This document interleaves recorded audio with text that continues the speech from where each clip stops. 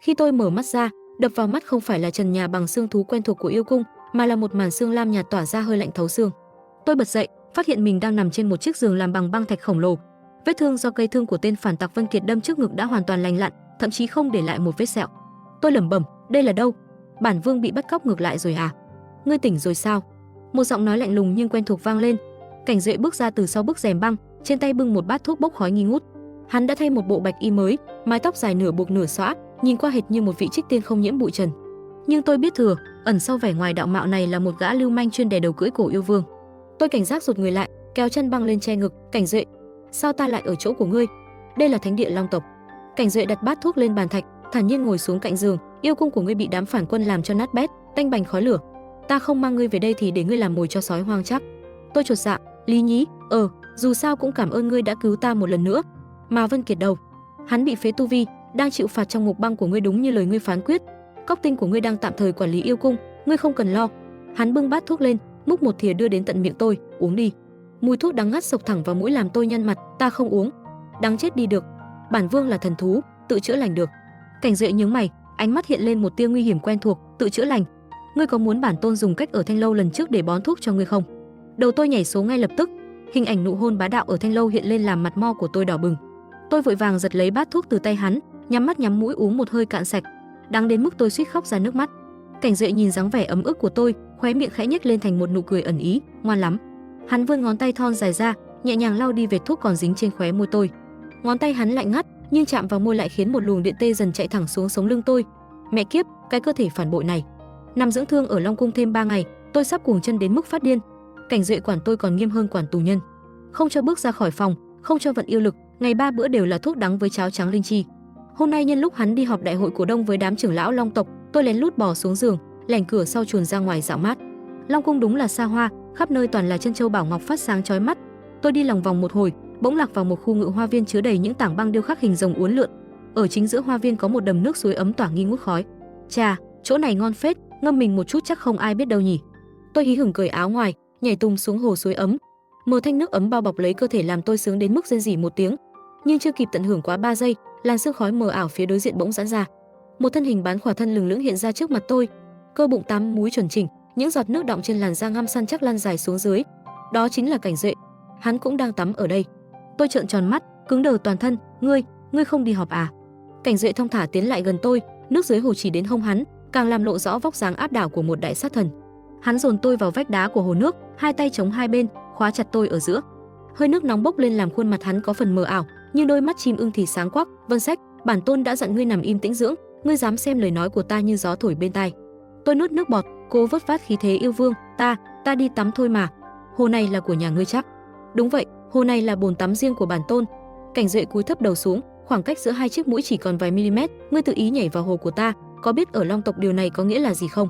Nghĩa là gì? Nghĩa là ngươi đang tự nguyện dâng hiến bản thân để làm bạn đời của Long Vương. Mẹ kiếp, cái luật lệ quỷ quái gì thế này? Tôi vừa định vùng lên bỏ chạy thì bàn tay to lớn của hắn đã tóm gọn lấy eo tôi, kéo mạnh tôi áp sát vào lồng ngực rắn chắc của hắn.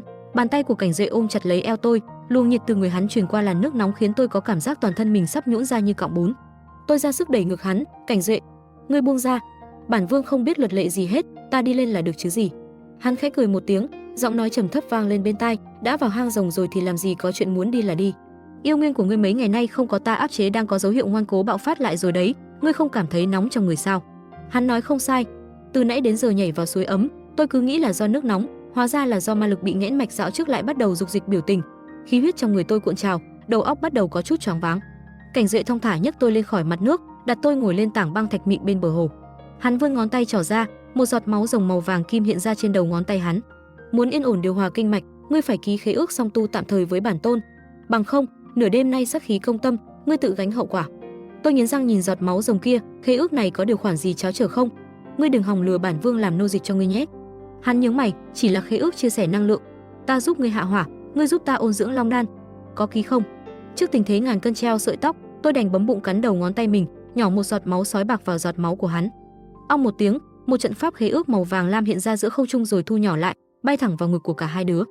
Cảm giác nóng rực trong người tôi ngay lập tức dịu xuống, thay vào đó là một dòng chảy thanh mát, dễ chịu vô cùng. Nhưng nhìn nụ cười đắc ý như cáo già của tên sát thần kia, tôi biết chắc chắn mình vừa tự tay bán thân vào chồng rồi. Chương 10, đại trưởng lão Long tộc làm khó dễ. Ký khế ước xong chưa được bao lâu thì rắc rối thực sự đã ập đến. Sáng hôm sau, khi tôi đang thong thả gặm đùi gà linh chi trong phòng thì cánh cửa phòng ngủ lại bị một luồng uy áp mạnh mẽ đẩy ra. Một lão già râu tóc bạc phơ, mặc đạo bào nghiêm nghị bước vào. Thân sắc lão hầm hầm sát khí, phía sau còn dẫn theo một đội hộ vệ Long tộc vũ trang đầy mình. Đây chính là đại trưởng lão của Long tộc, kẻ nổi tiếng cổ hủ và ghét yêu tộc nhất. Lão nhìn thấy tôi liền đập mạnh cây quyền trượng xuống đất, hồ đồ, yêu tu phương Bắc thấp kém, dám lẻn vào thánh địa, lại còn quyến rũ tôn giả ký kết khế ước. Người đâu, bắt con sói hoang này lại cho ta, đầy xuống trảm yêu đài. Đám hộ vệ ngay lập tức rút kiếm xông lên. Tôi tức nổ đom đóm mắt, vứt luôn cái đùi gà xuống bàn. Lão già kia mở to mắt ra nhìn cho kỹ. Bản vương là yêu vương phương Bắc được mời về đây dưỡng thương, ai thèm quyến rũ tên mặt lạnh nhà các người chứ. Tôi vung tay định gọi thanh huyết cốt hoang long đao ra nghênh chiến, nhưng khế ước trong ngực đột nhiên phát sáng. Một bóng người bạch y đột ngột đáp xuống chắn ngay trước mặt tôi. Một luồng kiếm khí thuần băng quét qua khiến đám hộ vệ ngã rạp ra đất. Cảnh Duệ lạnh lùng đứng đó, thanh kiếm trong tay tỏa ra hàn khí bức người. Hắn liếc nhìn đại trưởng lão, giọng nói không một chút cảm xúc, "Đại trưởng lão, Vân Sách là người bản tôn mang về, khế ước là do ta chủ động ký, ai cho phép các người động vào em ấy?" Đại trưởng lão tức đến mức tròm râu bạc run bần bật, "Tôn giả, ngài vì một con sói yêu mà đối đầu với trưởng lão viện sao? Long đan của ngài còn chưa lành, nếu chuyện này truyền ra ngoài Cửu Thiên chính đạo, thể diện Long tộc biết giấu vào đâu." Cảnh Duệ tiến lên một bước, uy áp của đại sát thần Cửu Thiên bộc phát hoàn toàn, đè ép đến mức đại trưởng lão cũng phải lùi lại một bước. Thể diện của Long tộc do một tay bản tôn chém giết mang về, không cần trưởng lão viện phải lo. Còn ai dám lé bén đến tẩm điện này, đừng trách thanh kiếm của ta vô tình. Thấy khí thế của Cảnh Duệ quá đáng sợ, đại trưởng lão dù tức nghẹn họng cũng chỉ đành hậm hực vung tay áo dẫn người rút lui. Cảnh cung yên tĩnh trở lại, tôi đứng phía sau nhìn tấm lưng vững chãi của Cảnh Duệ, trong lòng bỗng dưng đập thình thịch liên tục. Mẹ kiếp, cái trò anh hùng cứu mỹ nhân lỗi thời này vậy mà lại có tác dụng sao? Tôi hắng giọng, cố tỏ ra bất cần, "Này, Cảnh Duệ, ngươi vừa rồi ngầu phết đấy, nhưng mà ngươi vì ta mà trở mặt với người nhà thế kia, không sợ bọn họ đâm sau lưng lần nữa à?" Hắn thu kiếm, quay người lại nhìn tôi, ánh mắt phức tạp dạo trước giờ đã biến thành một sự dịu dàng kỳ lạ. "Bọn họ không dám. Với lại, ta bảo vệ lô đỉnh của mình, có gì sai sao?" Tôi lập tức tụt hết cảm xúc, trừng mắt nhìn hắn, "Đồ bặm thây nhà ngươi, hóa ra vẫn chỉ coi bản vương là công cụ hạ hỏa thôi đúng không?" Sau vụ việc của đại trưởng lão, Cảnh Duệ quyết định đưa tôi rời khỏi Long cung một thời gian với lý do đi tìm linh dược trị thương, thực chất là để tôi đỡ cuồng chân. Địa điểm chúng tôi đến là một ngôi làng nhỏ dưới chân núi, nơi dạo gần đây đang bị một con yêu hổ viễn cổ quấy nhiễu, chuyên đi hút tinh huyết của thanh niên trai tráng. Tôi hào hứng vỗ ngực, "Bắt yêu quái là nghề của bản vương rồi, để tôi dụ nó ra cho ngươi xem." Kế hoạch dụ địch của tôi vô cùng đơn giản, tôi giả làm một vị công tử thư sinh yếu đuối, đi lại lang thang trong rừng trúc vào ban đêm để dẫn dụ con cọp cái đó xuất hiện. Cảnh Duệ sẽ nấp trên cây bọc hậu.